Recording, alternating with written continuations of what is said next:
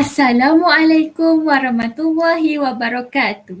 Pada hari ini, kumpulan saya akan membuat simulasi cerita Batu Belah Batu Bertangkuk bagi tugasan 3 Fonetik dan Fonologi Bahasa Melayu bagi kod BMMB 3013 yang dibimbing oleh Puan Azrizan binti Abu Bakar. Kumpulan saya terdiri daripada saya sendiri, Sri Lia Nafisa sebagai pencerita yang ketiga, Mak Desa dan Melur. Dan saya Nur Ain Sakinah binti Johari sebagai pencerita pertama, Nenek Kebayan dan juga Puteri. Dan saya Nur Ain Hanani binti Helmi sebagai pencerita kedua dan Pekan. Selamat menonton. Zaman dahulu, ada sebuah negeri bernama Cendanapuri. Negeri itu sebuah negeri yang mundur lagi. Keadaan kampung-kampungnya penuh hutan rimba. Raja-raja yang memerintah bernama Alam Shah. Baginda amat disegani oleh sekalian rakyatnya. Kehidupan rakyatnya hanya bekerja sebagai petani dan nelayan. Kebanyakan mereka hidup miskin tetapi bahagia. Antara rakyat negeri itu ada seorang perempuan nama Mak Desa.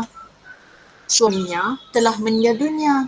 Mak Desa tinggal dengan 2 orang anaknya, seorang perempuan dan seorang lelaki. Anak perempuan Mak Desa bernama Melur. Usianya 12 tahun. Manakala anak lelakinya, Pekan, berusia 6 tahun. Mak Desa dan keluarga tinggal di kampung yang amat terpencil. Di sekitar kampung penuh dengan hutan rimba.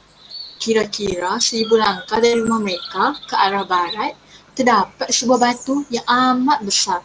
Kononnya, batu itu berpuaka dan menyedut manusia. Semua orang takut hendak pergi ke situ. Selama ini tiada seorang pun berani mendekati batu itu. Batu berpuaka itu diberi nama Batu Belah Batu Bertangkuk. Keluarga Mak Desa sangat miskin. Rumah mereka buruk. Setiap hari mereka bercucuk tanam untuk hidup. Kadang-kadang Mak Desa menangguk ikan di payah untuk dibuat lauk. Melur dan Pekan sedar akan kemiskinan hidup mereka. Oleh itu, mereka selalu menolong ibunya membuat bermacam-macam pekerjaan. Rumah-rumah jiran mereka agak jauh dari situ. Pada satu hari, Mak Desa hendak pergi menangguk ikan. Dia pun bersiap-siap. Nangguk ikan. Kedua-dua adik-beradik itu gembira mendengar kata-kata ibu. Mereka berharap ibu mereka akan membawa pulang ikan-ikan yang besar.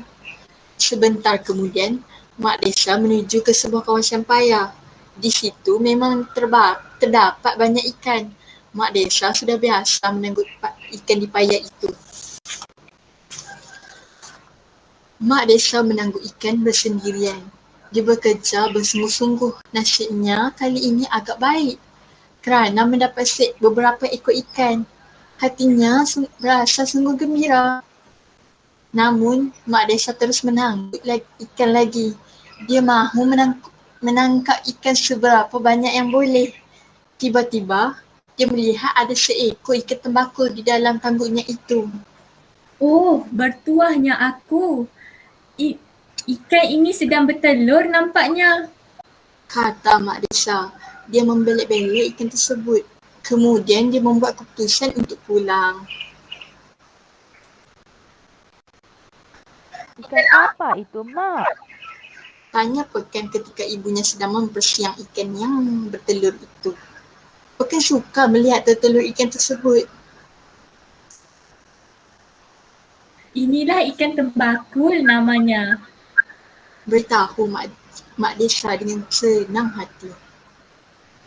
Tentu telur-telur ikan itu sedap rasanya bila digoreng. Kata Melur pula. Ya, Mak akan goreng ikan ini. Kata Mak Desa.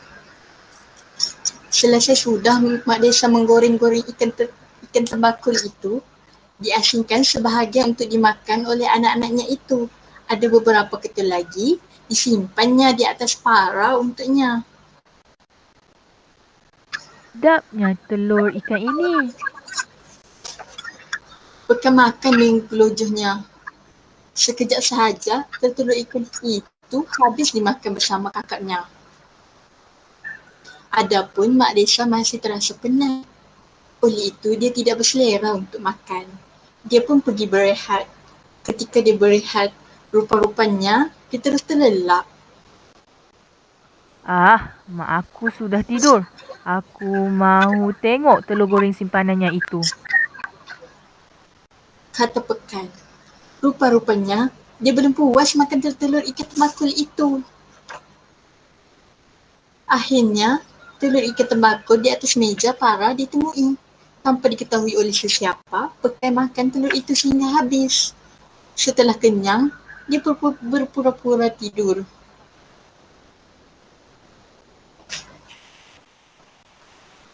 Mak Desa mula berasa lapar. Dia teringat akan telur gorengnya yang disimpan itu. Dia pun pergi ke dapur untuk mengambil telur itu, tetapi telur itu tiada lagi. Siapa yang makan telur-telur goreng ini? Tanya Mak Desa kepada anak-anaknya. Tiada seorang pun mengaku. Melur dan Pekan tuduh-menuduh antara satu sama lain. Hati Mak Desa berasa sungguh sedih. Kamu berdua memang tidak sayang kepada Mak. Kempunan Mak tidak dapat makan telur ikan tembakul. Kata Mak Desa berasa kesal dengan sikapnya anaknya itu. Air mata si ibu berlinangan. Tiba-tiba sahaja dia menjadi benci melihat anak-anaknya itu sendiri. Oh, aku adalah ibu yang malang. Anak-anak tidak sayang kepada aku lagi. Kata Mak Desa dengan suara yang pilu. Kemudian Mak Desa meninggalkan rumah. Dia pun membawa dirinya yang malang itu. Si ibu berjalan meredam hutan rimba. Air matanya berlinangan. Dia tidak tahu ke mana arah tujuannya. Mak, jangan tinggalkan kami. Teriak Melur dan Pekan bertangisan. Mereka mengejar ibu mereka, namun begitu, Mak Desa tidak menghiraukan mereka lagi. Bagi Mak Desa, perbuatan anak-anaknya amat melukakan hatinya. Dari jauh, si ibu terdengar ada suara memanggil namanya. Dia pun berlari mendapatkan suara itu. Mari ke sini. Mari ke sini, Mak Desa. Kedengaran suara itu memanggil-manggil. Sebenarnya, itu adalah suara batu belah batu bertangkuk. Kemudian Mak Desa berkata, Batu belah, batu bertangkuk. Telanlah aku hidup-hidup. Aku kempunan telur ikan tembakul. mendengar rintihan itu, batu berpuaka itu pun bergegar serta berbunyi garang. Ia mahu menyedut Mak Desa. Mak Desa terus berkata lagi, Batu belah, batu bertangkuk. Telanlah aku hidup-hidup. Aku kempunan telur ikan tembakul. Melur dan Pekan terus mengejar ibu mereka. Mak! Mak! Jangan tinggalkan kami. Sebentar kemudian, si ibu berada di hadapan batu berpuaka tersebut. Ketika itu, mulut batu itu terbuka luas. Mak Desa benar-benar sudah berputus asa. Kesudahannya, Mak Desa masuk juga ke dalam mulut batu belah batu. Batu berpuaka itu pun tertutup semula. Melur dan Pekan tidak dapat berbuat apa-apa. Mereka hanya menangis.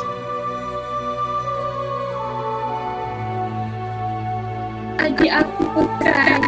Mak telah menjadi korban batu berpuaka ini. Kata Melur.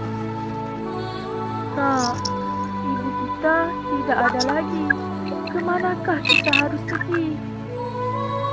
Tanya Pekan pula.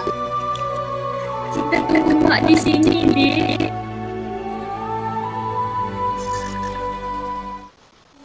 Jawab Melun. Kedua-dua mereka terus teresak-esak. Mereka duduk menunggu di situ hingga menjelang malam. Pada malam itu, ketika sedang tidur, Melun bermimpi ibunya memberitahu sesuatu. Anak-anakku, tinggalkan tempat ini dan mulakan hidup baru. Kamu berdua akan mendapat sesuatu yang baik nanti. Pesan si ibu itu. Kemudian ibu mereka berpesan lagi. Jika kamu dalam kesusahan, datanglah ke sini. Mak boleh tolong kamu berdua. Pada keesokan harinya, Melun cuba menyempurnakan pesan itu. Dia mengajak adik-adik pergi merantau. Kita tahu hidup kita berdua lebih baik, Dek.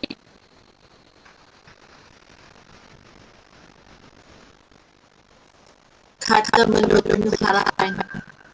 Pekan bersetuju. Akhirnya, mereka berdua pun meninggalkan batu berpokai itu. Mereka berjalan hendak ke arah barat.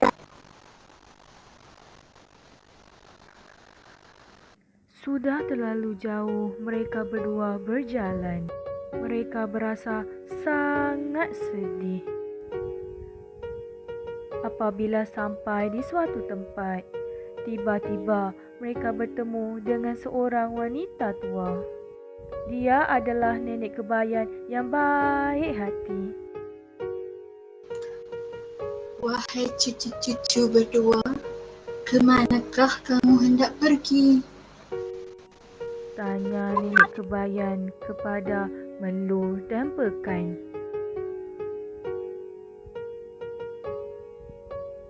Wanita tua itu menggembirakan kedua adik-beradik itu.